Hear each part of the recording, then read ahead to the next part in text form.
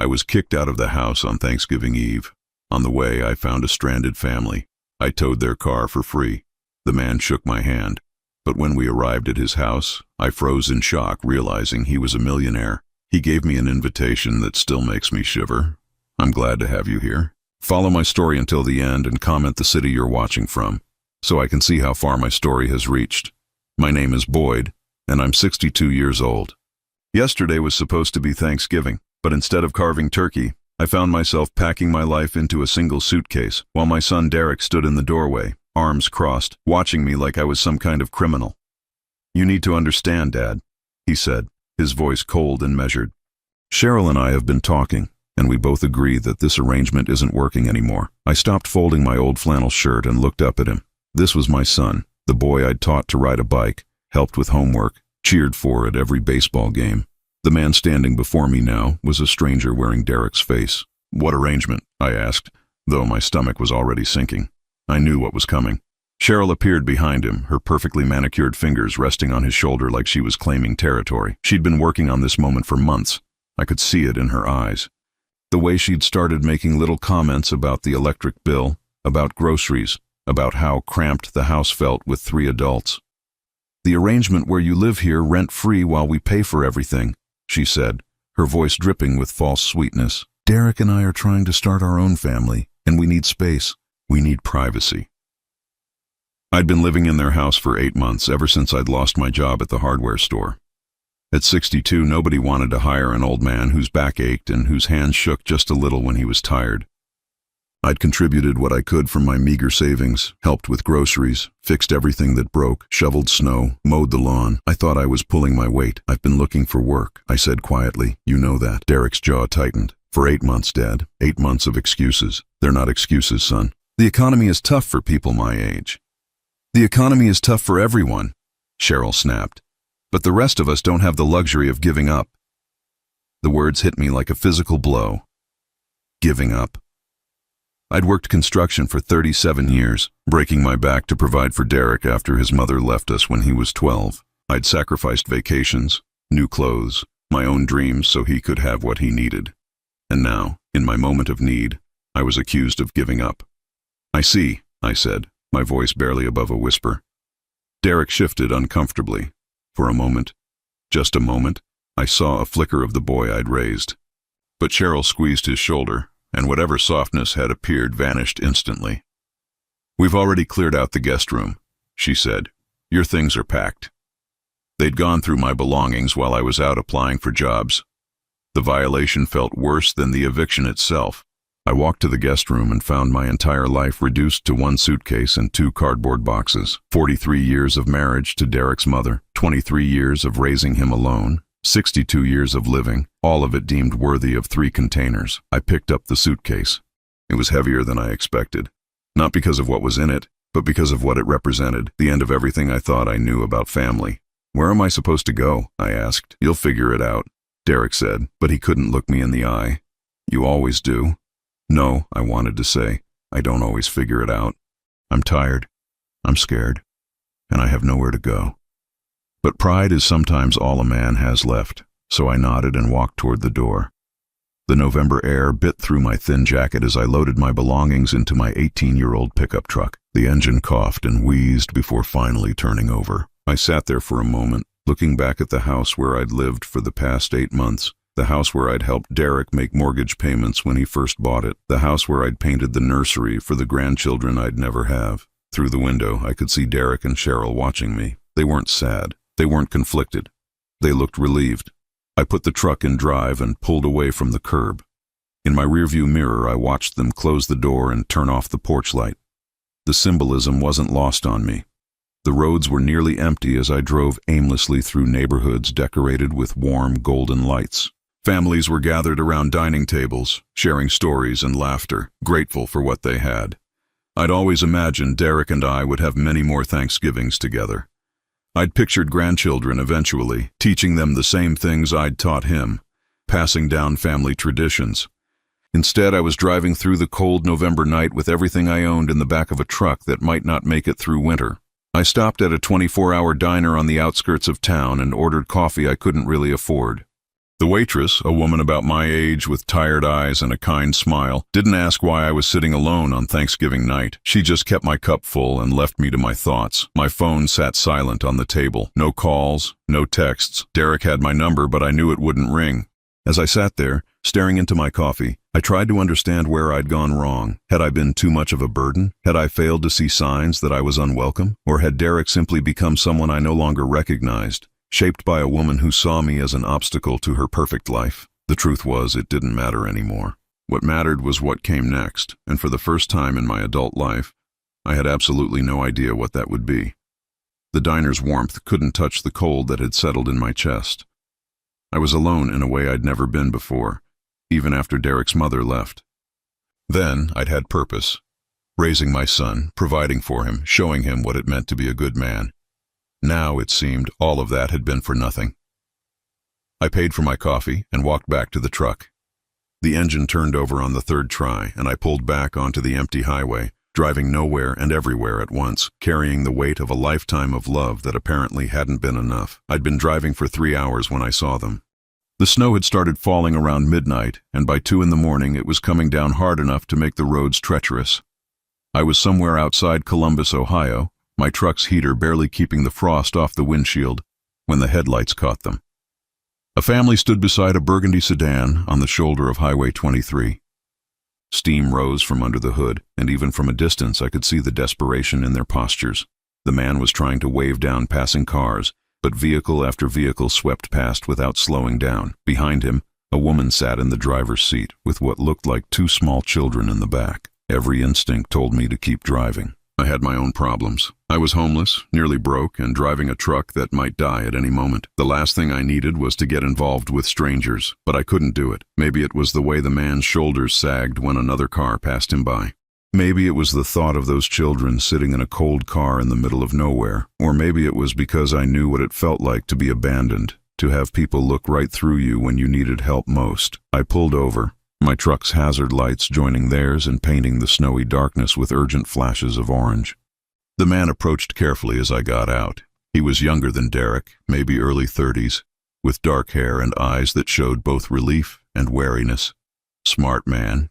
You never know who's going to stop on a dark highway. "Thank you for stopping," he said, his breath forming clouds in the freezing air. "I'm Marcus. That's my wife Elena, and our daughters in the car." "Boyd," I replied, offering my hand. His grip was firm, calloused, a working man's hands. "What's the problem?" "Radiator, I think. Started overheating about 10 miles back, and now she won't start at all." He gestured helplessly at the sedan. "I've got roadside assistance, but they're saying it could be 4 hours before anyone can get here. Maybe longer with the weather." I walked over to look under the hood. The engine was still ticking from the heat, and I could smell the sweet scent of coolant. A blown hose, most likely. In this cold, with children in the car, 4 hours could be dangerous. "Where are you headed?" I asked. "Home, about 60 miles north of here, outside Delaware." He ran a hand through his hair. "I know it's a lot to ask, but do you think? Could you possibly give us a tow? I'll pay whatever you think is fair." I studied his face in the dim light. There was something genuine about him, something that reminded me of myself at that age when Derek was small and every decision felt crucial. This man was trying to get his family home safely, the same way I'd always tried to get Derek home safely. "I don't have professional towing equipment," I said. "Just some heavy-duty straps in the truck. It's not ideal, but if you're willing to risk it." Relief flooded his features. "Yes, absolutely. How much do you want?" I thought about my dwindling bank account, the $73 in my wallet, the fact that I didn't know where I'd be sleeping tomorrow night. A tow job like this could easily run $200, maybe more. "Don't worry about it," I heard myself say. Marcus blinked. "I'm sorry. No charge. Let's just get your family home." He stared at me like I'd spoken a foreign language. "Sir, I can't let you do this for free. You're already going out of your way." I said, "Don't worry about it." I was already walking back to my truck to get the tow straps. "Help me hook this up." The process took about 20 minutes. The sedan was heavier than my old truck preferred, but the straps held and the connection was solid. Marcus insisted on riding in the sedan to steer and brake, while Elena and the 2 little girls, twins, maybe 7 or 8 years old, climbed into my truck's cab. Elena was visibly pregnant, probably 6 or 7 months along, and she moved carefully as she settled the girls between us. They were beautiful children with their father's dark eyes and their mother's gentle demeanor. Despite the circumstances, they weren't crying or complaining. Well-raised kids. "I'm Elena," she said as I eased the truck back onto the highway. "These are Sophia and Isabella. Girls, can you say thank you to Mr. Boyd?" I supplied. "And there's no need for thanks." "Yes, there is," Elena said firmly. "You have no idea what this means to us." I focused on the road, keeping our speed steady and safe. The weight of the sedan behind us made every turn and hill a careful negotiation, especially with the snow getting heavier. But the truck was handling it better than I'd expected. "Are you from around here?" Elena asked. "Originally from Michigan," I said, "but I've been living in different places for a while now." It wasn't entirely a lie. 24 hours ago, I'd been living with Derek. Now I was living in my truck. "What about you? You mentioned Delaware?" "We have a small place outside town. Marcus grew up there, and we moved back about 5 years ago when his business started doing well." She paused, then added, "He's in real estate development, commercial properties mostly." I nodded, concentrating on a particularly slippery stretch of road. Sophia, the little girl pressed against my right side, had fallen asleep despite the truck's rough idle. Isabella was fighting to stay awake, her head bobbing every few seconds. "This is very kind of you," Elena continued, "especially on Thanksgiving night. Don't you have family waiting for you?" The question hit me like a punch to the gut. I kept my eyes on the road and my voice steady. "Not tonight." She must have heard something in my tone because she didn't push. We drove in comfortable silence for a while. The only sounds the truck's engine, the whisper of snow against the windshield, and the soft breathing of the 2 little girls. About 40 minutes into the drive, Isabella stirred and looked up at me with sleepy eyes. "Are you a grandpa?" she asked in that direct way only children can manage. "Isabella," Elena said quietly, "that's not polite to ask."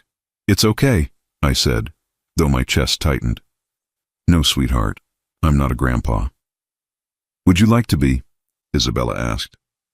The innocence of the question nearly broke me. Here was a child I'd known for less than an hour, asking me something I'd dreamed about for years but was beginning to think would never happen. "Maybe someday," I managed. Isabella nodded seriously and settled back against my arm. Within minutes, she was asleep too. Elena watched the exchange with thoughtful eyes. "You're good with children," she observed. "I raised my son by myself for most of his childhood," I said. "You learn." That must have been difficult.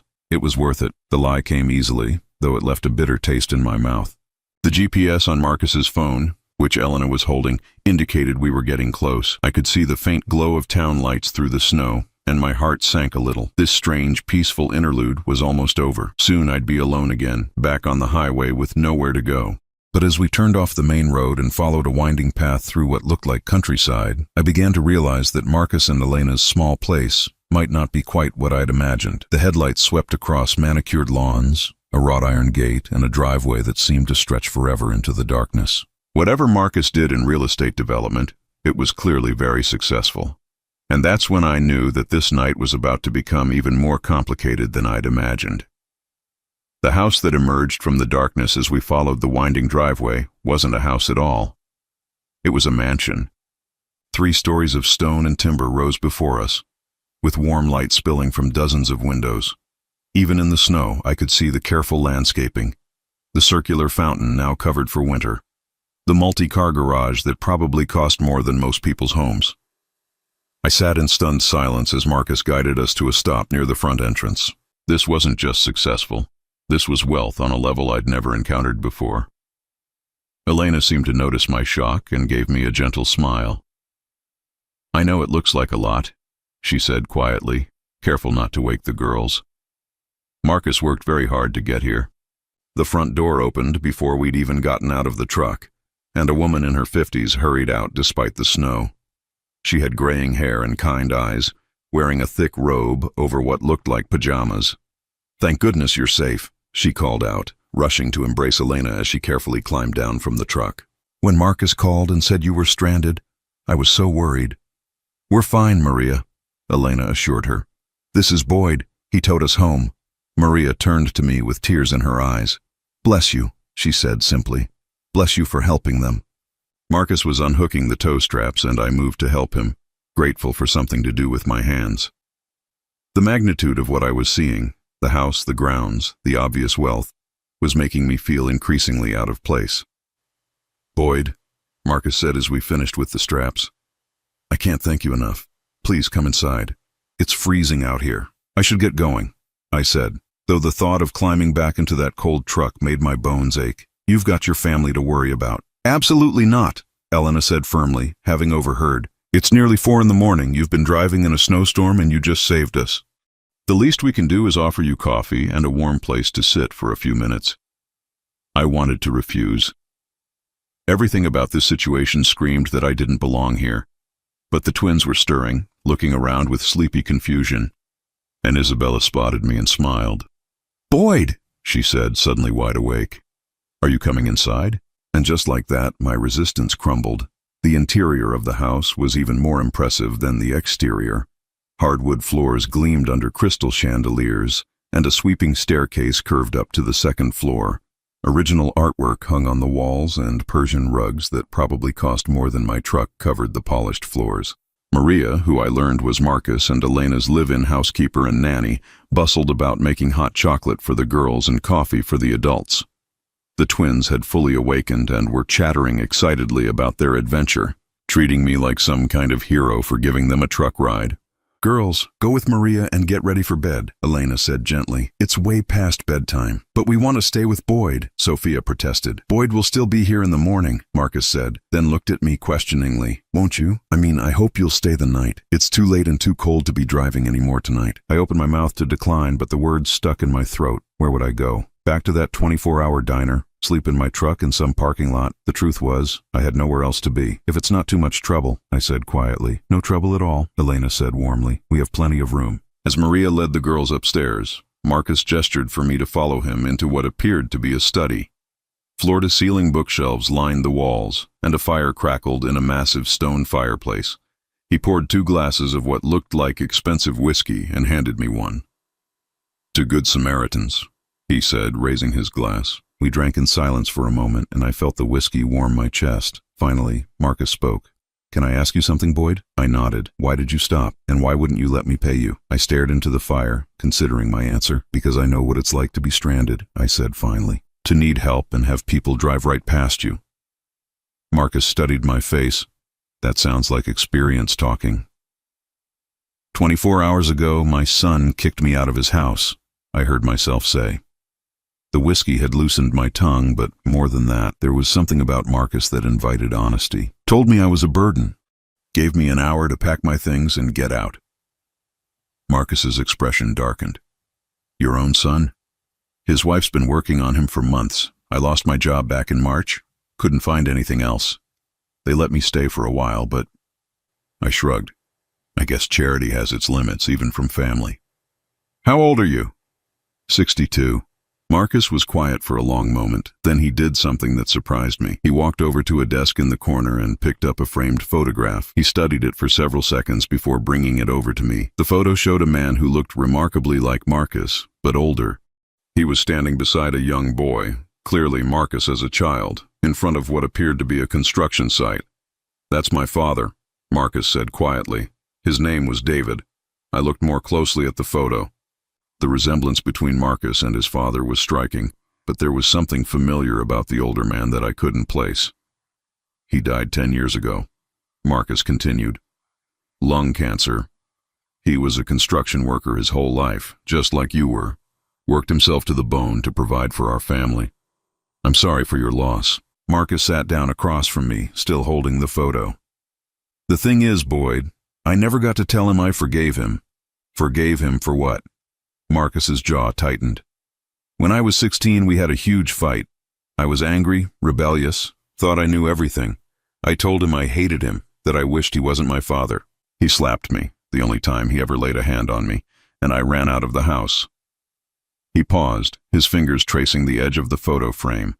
"My mother took his side, said I was ungrateful, that I needed to apologize, but I was too proud, too stubborn. I moved in with friends, got a job, put myself through college. I spent years proving that I didn't need him, that I could make it on my own. But you did, I said. Look at all this. Yeah, I did. And you know what the worst part is? He was proud of me. When I started making money, when I bought this house, when Elena and I got married, he never stopped loving me, never stopped hoping we'd reconcile. My mother would call and tell me how much he missed me, how he'd drive by my office building sometimes just to see if he could catch a glimpse of me. The pain in Marcus's voice was raw, immediate. I could see where this story was heading. By the time I was ready to swallow my pride and reach out to him, it was too late. He'd been diagnosed and he only had a few weeks left. I went to see him in the hospital, but he was so weak, so medicated. I don't even know if he understood what I was trying to say. Marcus looked up at me and I saw tears in his eyes. I've lived with that regret every single day for the past 10 years. The knowledge that I let pride and anger cost me years with a man who loved me unconditionally. I felt something cold settle in my stomach. Marcus, why are you telling me this? He leaned forward, his gaze intense. Because when I saw you tonight, standing there in the snow helping a stranger's family, asking for nothing in return, you reminded me of him. And when you told me about your son, about what he did to you, Marcus shook his head. I see a second chance. A second chance for what? Marcus stood up and walked back to the fireplace. Boyd, I want to make you an offer, but I need you to hear me out completely before you say anything. My heart was pounding now. What kind of offer? I want you to stay, not just tonight, I mean permanently. Live here, be part of our family. Marcus turned to face me. Elena and I have been trying to give the girls the kind of childhood I never had, stable, loving, with extended family around. But both our parents are gone, and we don't have any siblings. The girls have never had a grandfather figure in their lives. I stared at him. Marcus, you don't even know me. I know enough. I know you risked your own safety to help strangers in a snowstorm.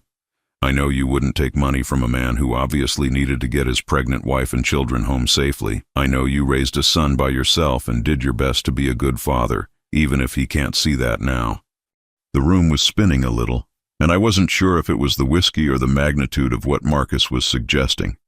You're talking about charity, I said. I won't be anyone's charity case. This isn't charity, Boyd. This is family. Something I never had with my own father. Something you're not getting from your own son. Elena and I have more money than we know what to do with. But we can't buy the things that matter most. Wisdom, experience, the kind of love only a grandfather can give. I stood up abruptly, the whiskey glass shaking in my hand. This was too much, too fast, too good to be true. I need some air, I said. Marcus nodded. The guest room is upstairs. Second door on the right. Think about it, Boyd. Think about what it would mean for all of us. As I climbed those elegant stairs to a guest room that was larger and more luxurious than any place I'd ever lived, I couldn't shake the feeling that my entire life had just taken a turn I never could have imagined. I didn't sleep that night. I lay in a bed that was bigger than my entire studio apartment back when I had an apartment, staring at the ceiling and trying to make sense of what Marcus had offered me. The guest room was decorated with the kind of understated elegance that spoke of real wealth. Not flashy or gaudy, but everything carefully chosen and beautifully crafted. Through the window, I could see the ground stretching away into the darkness, snow still falling steadily. Somewhere in this house, a family slept peacefully, and I was the stranger who had somehow stumbled into their world. A soft knock on the door interrupted my thoughts. "Come in," I said, expecting Marcus. Instead, Elena entered, carrying a steaming mug. She was wearing a thick robe over pajamas, her pregnant belly visible beneath the fabric. She moved carefully, the way women do in their final trimester. "I brought you some tea," she said, setting the mug on the nightstand. "Chamomile. It helps with sleep." "Thank you." I sat up in bed, pulling the covers around my waist. "You didn't need to do that." Elena settled into the chair beside the bed with a slight grunt. "Marcus told me about your conversation," she said without preamble, "about his offer." I felt my cheeks flush. "I'm sorry if he spoke out of turn. I know this is your home, your family. You should have a say in any decisions." "You're right, I should." Elena smiled, and there was something mysterious in her expression, "which is why I'm here." She was quiet for a moment, her hands resting on her belly. I could see her gathering her thoughts. "Boyd, can I tell you something about my husband? Something he probably didn't mention because he's too humble." I nodded. 5 years ago, when we moved back here, Marcus wasn't just successful, he was empty. Oh, he had all the trappings of success. The business was thriving. We had this house, plenty of money. But he was haunted by his relationship with his father. He threw himself into work, trying to prove something to a man who was already gone.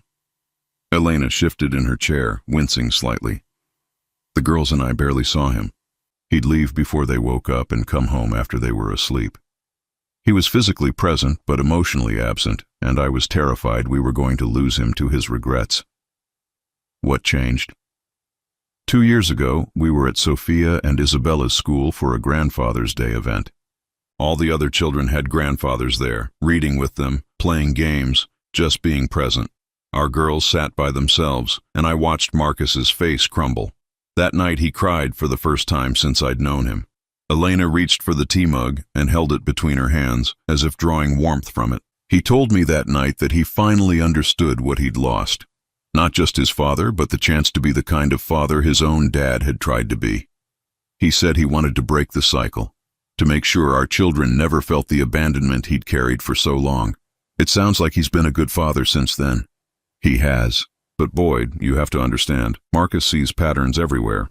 It's what makes him successful in business. And when he met you tonight, when he heard your story, he saw an opportunity to heal something that's been broken in both your lives. I took a sip of the tea. It was perfect. Not too hot. Sweetened just right. Elena, I appreciate what you're saying, but this is happening too fast. You don't know anything about me. I could be dangerous, unreliable, any number of things. Elena laughed, a warm sound that filled the room. Do you think we're naive, Boyd?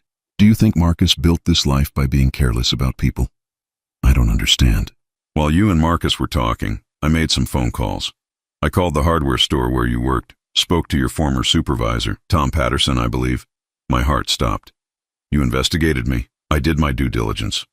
Tom told me you were the most reliable employee he'd had in 20 years. Said you never missed a day, always stayed late if a customer needed help, and that letting you go was the hardest decision he'd ever made as a manager. Elena leaned forward slightly. He also told me about the time you spent your own money to help an elderly customer fix her porch railing because she couldn't afford the materials, and about how you mentored the younger employees, teaching them skills that went far beyond what was required. I felt exposed, vulnerable. Those were just small things. Small things that reveal character, Elena said firmly. I also called your landlord from the apartment you had before you moved in with your son. Mrs. Chen, wasn't it? She said you were the best tenant she'd ever had, always paid rent early, helped other tenants with repairs, shoveled snow for the elderly residents. The room felt too warm suddenly. Why are you telling me this? Because I want you to understand that this isn't a spontaneous decision based on one act of kindness. Marcus and I talked for 2 hours after you went to bed. We've been looking for someone like you without even realizing it. Elena stood up carefully, one hand supporting her back. Boyd, we're about to have our third child. Sophia and Isabella are at an age where they need stability, guidance, the kind of wisdom that only comes from life experience. And Marcus. She paused. Marcus needs to give the kind of love he never got to give his father. What about what I need? I asked quietly. Elena smiled. What do you need, Boyd? The question hit me like a physical blow. What did I need? For months, I'd been focused on what I'd lost. My job, my independence, my son's respect. I'd been thinking in terms of survival, of just getting by. But what did I actually need? I need to matter to someone, I heard myself say. I need to feel like my life has purpose.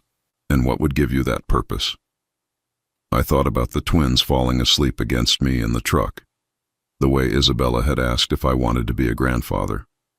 Sophia's smile when she saw me this morning. I thought about Marcus's pain over his lost father, Elena's quiet strength as she managed a household and prepared for another child. Being needed, I said finally. Not as charity, but as family. Elena moved to the window and looked out at the snowy grounds. Marcus has a trust fund set up for each of the girls, for college, for their futures. But money can't give them what you could give them. Stories about what it was like to grow up in a different era, lessons about hard work and perseverance, the kind of unconditional love that only a grandfather can provide. She turned back to me. Boyd, we're not offering you charity. We're offering you a chance to be the grandfather our children deserve, and the father figure Marcus needs to heal his own wounds.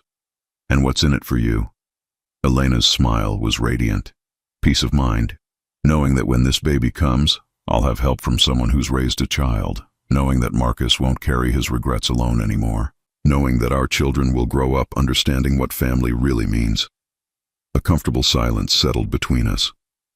Outside, the snow had stopped, and the first hints of dawn were beginning to lighten the sky. "There's something else," Elena said softly. "Something Marcus didn't tell you because he didn't want to influence your decision." "What's that?" "His business partner is looking for someone to oversee property maintenance for their commercial properties. It's not glamorous work. Basic repairs, tenant relations, that sort of thing. But it's steady employment with good benefits, and it would give you financial independence." My throat tightened. Why would he do that? Because family takes care of family. And because a man needs to feel useful, needs to contribute. Marcus understands that. Elena moved toward the door, then paused. "Boyd, I want you to know that if you decide this isn't right for you, we'll understand completely. Marcus will help you find a place to live, help you get back on your feet. No strings attached, no guilt. But if you stay..." She trailed off, and I saw tears in her eyes. "If I stay? If you stay, you'll be giving our family something we didn't even know we were missing. And maybe, just maybe, you'll find that the love you thought you'd lost was just waiting for you somewhere else." After Elena left, I sat in that chair by the window and watched the sun come up over the grounds. In a few hours, the twins would wake up and come looking for me, expecting me to be there. Marcus would make breakfast and talk about ordinary things, the weather, plans for the day, what the girls wanted for Christmas. For the first time in months, I could picture a future that didn't involve sleeping in my truck or taking odd jobs just to survive. I could see myself helping Sophia with homework, teaching Isabella how to change a tire, holding Elena's new baby while she rested. But more than that, I could see myself mattering again, being part of something bigger than my own loneliness and regret. The decision, I realized, had already been made. It had been made the moment I saw that family stranded by the side of the road and couldn't bring myself to drive past them. Now I just had to find the courage to accept what they were offering me, not just shelter and purpose, but something I'd thought was lost forever. The chance to be part of a family that actually wanted me. I'd been living with Marcus and Elena's family for 6 weeks when Derek found me. 6 weeks of morning coffee with Marcus, of helping Sophia with her math homework, of teaching Isabella how to braid rope for her Girl Scout project. 6 weeks of feeling useful again, of waking up each morning with purpose instead of dread. The job Marcus had mentioned turned out to be real and exactly what I needed. I was managing maintenance for 3 office buildings and a small shopping center, work that kept me busy but wasn't beyond my capabilities. The pay was fair, and more importantly, it gave me the dignity of contributing to my own support. I'd been replacing a broken light fixture in the lobby of the Riverside office complex when my phone rang. The number wasn't one I recognized, but something made me answer it anyway. "Dad?" My heart stopped. Derek's voice, uncertain and small in a way I hadn't heard since he was a child. "Derek." I set down my tools and stepped outside, not wanting the building tenants to overhear. "How did you get this number?" "It took some doing. I had to call around, track down some of your old friends. Tom Patterson at the hardware store finally gave it to me." I was quiet, waiting. "Dad, we need to talk." "We had our talk 6 weeks ago," I said evenly. "I believe you made your position clear." "Please." There was desperation in his voice now. "Can I come see you? I know you're living somewhere outside Delaware. I can drive up this weekend." Every instinct told me to hang up, but this was still my son, the boy I'd raised, and despite everything, I couldn't quite silence the hope that maybe, somehow, he'd realized his mistake. "Why now, Derek?" A long pause. "Because I miss you," he said quietly. "Because Cheryl and I have been talking, and we think maybe we were too hasty. Too harsh." I closed my eyes. "What's happened?" "Nothing's happened. We want to make things right." It was a lie. I could hear it in his voice, the same tone he'd used as a teenager when he was trying to talk his way out of trouble. But I found myself saying, "I'll text you the address. Come Sunday afternoon." I spent the rest of the week dreading his visit. Marcus and Elena could sense my anxiety, though I'd only given them the basic details about Derek's call. The twins, however, were excited about meeting my son. "Is he nice like you, Grandpa Boyd?" Sophia asked over breakfast Saturday morning. Somewhere in the past few weeks, both girls had started calling me Grandpa, and I'd stopped correcting them. "He's complicated, sweetheart," I said, which was the kindest way I could put it. Sunday arrived gray and cold. I'd been pacing the living room for an hour when Derek's car pulled into the driveway. Through the window, I watched him get out and look up at the house with undisguised amazement. Cheryl emerged from the passenger side, her expression calculating as she took in the grounds, the three-car garage, the obvious wealth. So she'd come too. That told me everything I needed to know about why they were really here. Marcus answered the door when they rang, and I heard the introductions from the next room. Derek's voice was overly friendly, the way it got when he was trying to impress someone. Cheryl's laugh was bright and artificial. "Dad." Derek entered the living room with his arms outstretched, as if we were resuming a conversation from yesterday, rather than addressing 6 weeks of silence and a lifetime of disappointment. I didn't move from my position by the fireplace. "Derek, Cheryl." Derek's arms dropped when it became clear I wasn't going to embrace him. Cheryl hung back, her eyes taking inventory of every expensive item in the room. "This is someplace," Derek said, trying to fill the awkward silence. "Your friend must do very well for himself. Marcus and Elena have been very kind to me." "I'm sure they have." There was an edge to Derek's voice now, the first crack in his friendly facade. "Must be nice, having wealthy friends." Marcus appeared in the doorway. "Boyd, would you like me to give you some privacy?" "Stay," I said firmly. "Derek, Cheryl, this is Marcus Chen. Marcus, my son Derek, and his wife Cheryl." Marcus shook their hands politely, but I could see him assessing them, reading the undercurrents in the room with the same skill that had made him successful in business. "Beautiful home," Cheryl gushed. "You must work very hard to afford a place like this." "We've been fortunate," Marcus replied diplomatically. Derek cleared his throat. "Dad, could we talk? Privately?" I looked at Marcus, who nodded and withdrew, but I noticed he didn't go far. I could see his shadow in the hallway. "So," Derek said once we were alone, "this is what you've been up to, living in luxury while your family worries about you." "Your family?" I asked quietly. "6 weeks ago, you made it very clear I wasn't part of your family anymore." Cheryl stepped forward. "Boyd, we were all upset that night. Tensions were high. You can't really think we meant all those things we said." "Which things? That I was a burden? That I was freeloading?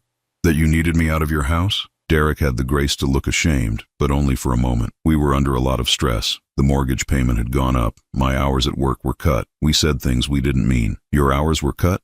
"The company downsized. I'm only working part-time now." Derek's voice grew smaller. "We're actually behind on the mortgage. The bank is threatening foreclosure." And there it was, the real reason for this visit. "I see," I said. "And you thought you'd come here and what? Ask your wealthy friends for help?" "Not ask," Cheryl said quickly. "We just thought that maybe if you put in a good word." "You want me to ask Marcus for money?" "Not for us," Derek said. "For you. I mean, you're living here. You must have some influence. Surely he'd want to help his friend's family."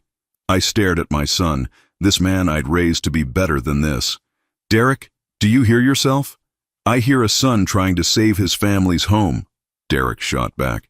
"I hear someone willing to swallow his pride for the people he loves." "The people you love?" I felt anger building in my chest, hot and righteous. "The people you love don't get kicked out in the middle of the night. The people you love don't get told they're worthless burdens." "We made a mistake, okay?" Derek's voice rose. "We're here to fix it. We want you to come home. This is my home now." Cheryl laughed, a sharp, bitter sound. "This isn't your home, Boyd. You're a charity case, a pet project. Do you really think these people see you as family?" Before I could respond, Sophia's voice rang out from the stairway. "Grandpa Boyd, is everything okay?" Derek and Cheryl turned toward the sound, and I saw Derek's face go white as he took in the implications of what the child had called me. Sophia appeared in the doorway, her hair in pigtails, wearing the new dress Elena had bought her for church. Isabella was right behind her, carrying a drawing she'd been working on. "We made you a picture," Isabella announced, holding up her artwork. It showed stick figures standing in front of a house. Marcus, Elena, the twins, and in the center, a gray-haired figure labeled Grandpa Boyd. The silence in the room was deafening. "Girls," I said gently, these are Derek and Cheryl. Could you give us a few more minutes?" Sophia studied Derek with the frank assessment only children can manage. "You don't look like Grandpa Boyd," she said finally. "I'm his son," Derek said stiffly. "Oh." Sophia brightened. "Then you're our cousin." Isabella bounced on her toes. "Are you going to live here too? We have lots of rooms." I saw Derek's jaw tighten. No, we're not going to live here. We have our own home. For now, Cheryl muttered under her breath. Elena appeared, drawn by the voices. Girls, why don't you show Isabella's picture to Daddy? He's in his office. After the children left, Elena looked between Derek, Cheryl, and me. The tension in the room was thick enough to cut. I should let you continue your conversation, she said diplomatically. Actually, I said, I think we're finished here. Derek's face flushed red. Dad, you can't be serious. You're going to choose these strangers over your own flesh and blood? These strangers, I said quietly, never made me sleep in my truck. These strangers never told me I was worthless. These strangers see me as family, not as a burden to be disposed of when I became inconvenient. We said we were sorry. No, Derek. You said you made a mistake. That's not the same thing as being sorry. Cheryl stepped closer, her mask finally slipping completely. Fine. You want to play house with these rich people? Go ahead. But don't come crawling back to us when they get tired of their charity project. I won't, I said simply. Derek stared at me for a long moment, and I saw something die in his eyes. The last vestige of the relationship we'd once had. You know what, Dad? Maybe we were right the first time. Maybe you are just a selfish old man who thinks the world owes him something. Each word was designed to cut, to hurt. 6 weeks ago, they would have destroyed me. But now, with Elena watching protectively from the doorway and the sound of the twins' laughter drifting from Marcus's office, Derek's words felt hollow, powerless. Maybe I am, I said, but I'd rather be a selfish old man who's loved than a bitter young man who threw away the best thing he had. Derek's hands clenched into fists. For a moment, I thought he might actually hit me. Instead, he turned on his heel and headed for the door. Don't ever contact us again, he said over his shoulder. I won't, I replied. As their car pulled out of the driveway, Elena came to stand beside me at the window. Are you okay? She asked softly. I watched until Derek's car disappeared around the bend, carrying my son away from my life forever. I felt many things, sadness, regret, even a strange kind of relief, but for the first time since that night 6 weeks ago, I didn't feel lost. Yeah, I said, surprised to realize it was true. I think I am. 2 years later, I'm standing in the nursery that Elena and I designed together, holding my 3-month-old grandson, Michael, while he sleeps peacefully in my arms. Through the window, I can see Sophia and Isabella playing in the snow-covered yard, building what they insist is a snowman but looks more like a lumpy snow creature with stick arms and a carrot nose. The girls are 9 now, full of energy and questions and the kind of fearless curiosity that makes every day an adventure. They call me Grandpa Boyd without any hesitation, and I've stopped thinking of myself as anything other than their grandfather. Blood doesn't make family. Love does. And this house is filled with more love than I ever dreamed possible. Marcus appears in the doorway wearing the kind of satisfied smile that's become his default expression over the past 2 years. Fatherhood suits him, but more than that, having his own father figure has healed something in him that I'm not sure he even knew was broken. How's he doing? Marcus asks quietly, nodding toward the baby. Perfect, I say, adjusting the blanket around Michael's tiny form. Just like his sisters were at this age. Elena's taking a nap, doctor's orders. Marcus comes to stand beside me at the window. The girls are going to freeze out there if they don't come in soon. They're having too much fun to feel the cold. We stand in comfortable silence, watching the girls play. This is what contentment feels like, I've learned. Not the desperate happiness that comes from getting something you want, but the deep, steady peace that comes from being exactly where you belong.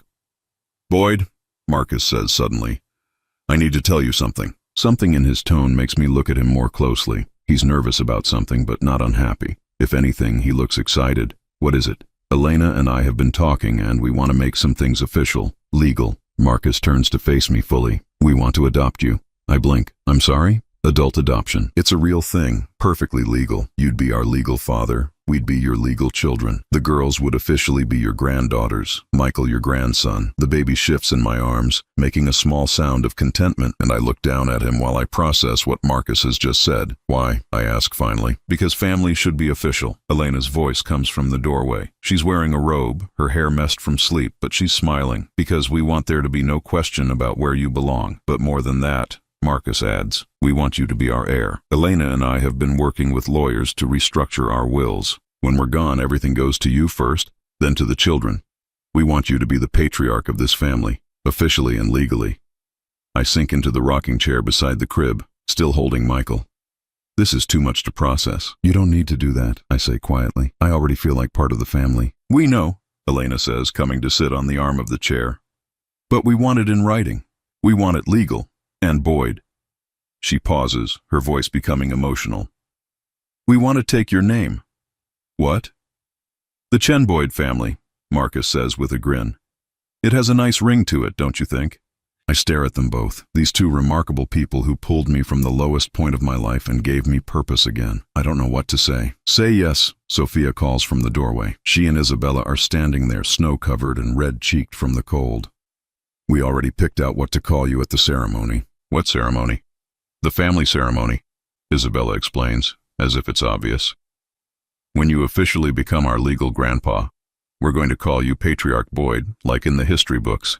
I laugh, the sound mixing tears and joy in equal measure. Patriarch Boyd, it's very distinguished, Sophia says solemnly. Elena reaches over and takes Michael from my arms, settling him against her shoulder. The girls have been in on this for months. They helped us plan everything. You've been planning for months? Ever since Derek's visit, Marcus admits. That day, watching how you handled him, seeing how you chose us over blood family. Elena and I knew we wanted to make this permanent. We wanted to make sure you could never doubt your place here. I think about Derek sometimes, wonder how he's doing, whether he and Cheryl managed to save their house. I found out through mutual acquaintances that they didn't. They lost the house 6 months after that confrontation. Part of me felt sad about that, but it was the same distant sadness I might feel hearing about the troubles of a stranger. Derek made his choice when he threw me away, and I made mine when I chose to stay. There's something else, Elena says, her eyes twinkling with mischief. Something the lawyer suggested that we thought you might like. What now? Marcus pulls out a legal document and hands it to me. I read the header twice before it sinks in. A name change? I look up at them. You want to change your last name to Boyd? All of us, Elena confirms. Marcus Boyd, Elena Boyd, Sophia and Isabella Boyd, Michael Boyd. One family, one name. I feel tears starting and I don't try to stop them. Your name is Chen. Your family legacy. My family legacy is whatever I choose to make it, Marcus says firmly. And I choose to make it about the man who taught me what it really means to be a father. Sophia bounces on her toes. Can we tell him about the other surprise? What other surprise? I ask, though I'm not sure I can handle any more emotions today. Isabella runs to the window and points outside. Look, I stand and peer out the window. There, parked in the driveway next to Marcus's BMW and Elena's SUV, is a brand new pickup truck. It's silver, gleaming in the afternoon sun, with a red ribbon tied around the front bumper. Happy Gotcha Day, Grandpa Boyd! Both girls shout in unison. Gotcha Day? The day we got you, Sophia explains. 2 years ago tomorrow, when you helped us on the highway and came home with us. Elena laughs. We figured you needed a proper truck for all the projects you keep taking on around here. It's true. In the past 2 years, I've built the girls a treehouse, renovated the garden shed, constructed raised beds for Elena's vegetable garden, and helped Marcus design a workshop in the garage. Having purpose, having projects, having people who depend on me, it's given me energy I didn't know I still had. The keys are in the kitchen, Marcus says. Want to take her for a test drive? Can we come? Isabella asks. Absolutely, I say, then pause. But first I need to say something to all of you. The room goes quiet, even baby Michael seeming to sense the solemnity of the moment. 2 years ago, I thought my life was over. I thought I'd failed as a father, that I was useless, that I'd never matter to anyone again. I look at each of their faces, Marcus with his kind eyes, Elena with her gentle strength, the twins with their boundless love and energy, baby Michael sleeping peacefully in his mother's arms. You saved me, I continue, not just from being homeless or broke or alone. You saved me from disappearing entirely. You gave me back my purpose, my identity, my reason for getting up every morning. Boyd, Elena starts, but I hold up a hand. Let me finish. I need to say this. I take a deep breath, I've learned that family isn't about who shares your blood, or your last name, or your genes. Family is about who shows up, who stays, who sees value in you when you can't see it in yourself. I look at Marcus. You saw something in a broken-down old man stranded on a highway, something worth saving. You gave me not just a home, but a place in your family. I turned to Elena. You trusted me with your children, made me feel needed and useful when I thought those days were behind me forever. Finally, I kneeled down to the twins' level. And you too showed me what it means to be loved unconditionally, no questions asked, no conditions attached. Sophia throws her arms around my neck. Does that mean yes to the adoption? I hug her tight, then reach for Isabella too. That means yes to everything. The adoption, the name change, the ceremony, all of it. Even to Patriarch Boyd? Isabella asks solemnly, especially to Patriarch Boyd. The next hour is a whirlwind of activity. We pile into the new truck, Marcus in the passenger seat, Elena in the back with the baby, the twins squeezed between us, all talking at once about the truck's features and where we should drive first and whether the radio gets the country music station I like. As we drive through the countryside around Delaware, past farms and forests and the little towns that dot the landscape, I think about the night 2 years ago when I pulled over to help a stranded family. I thought I was just doing a good deed for strangers. I had no idea I was driving toward the life I was meant to live. We stop at a diner for hot chocolate, and I watch Marcus help the girls out of the truck, Elena adjusting Michael's blanket against the cold, all of us moving together like we've been a family forever, because that's what we are now. Forever family, chosen family, real family in every way that matters. Later that evening, after the girls are in bed and Elena is nursing the baby, and Marcus is in his office catching up on emails, I sit on the back porch, despite the December cold, looking out over the grounds of the place I now call home. My phone sits silent on the table beside me. There are no missed calls from Derek, no texts from Cheryl. That chapter of my life is closed, and I'm okay with that. I learned something important. You can't force people to love you, and you shouldn't waste your life trying to earn affection from those who've decided you're not worthy of it. But you can open your heart to the people who see your value, who choose you, who make space for you in their lives. And sometimes, if you're very lucky, those people become more than friends or benefactors or temporary shelter. They become family. The back door opens and Marcus appears with 2 steaming mugs of coffee. Thought you might be cold out here, he says, settling into the chair beside me. Just thinking, I say, accepting the mug gratefully. About what? I look across the yard toward the workshop we built together. The treehouse that bears both our craftsmanship, the garden that will bloom again come spring because Elena and I planned it that way. About how strange life is, I say finally. 2 years ago, if someone had told me I'd be sitting here as part of your family, planning to officially become your father and the girl's grandfather, I'd have thought they were crazy. Marcus sips his coffee and nods. I know what you mean. If someone had told me that helping a stranger on the highway would heal something in me I didn't even know was broken, I wouldn't have believed them either. We sit in comfortable silence, father and son in every way that matters, watching the stars appear in the clear winter sky. Marcus, I say eventually, thank you. For what? For seeing me, for choosing me, for giving me a second chance at being the man I was meant to be. Marcus reaches over and claps me on the shoulder. Thank you for stopping that night. Thank you for being the father I needed and the grandfather my children deserve. Inside the house, I can hear Elena humming a lullaby to Michael, the soft sound drifting through the windows. Tomorrow the girls will wake up and demand pancakes, and we'll plan our day around their activities and needs. Elena will have another doctor's appointment, and I'll drive her because Marcus has a conference call he can't miss. This weekend, we'll start planning Sophia's 10th birthday party and Isabella's science fair project. These are the small, ordinary moments that make up a life. They're not dramatic or earth-shaking, but they're precious beyond measure because they're shared with people who love you and whom you love in return. As we head inside, Marcus's phone buzzes with a text. He glances at it and shows me the screen. It's from the lawyer handling our adoption paperwork. Everything looks good.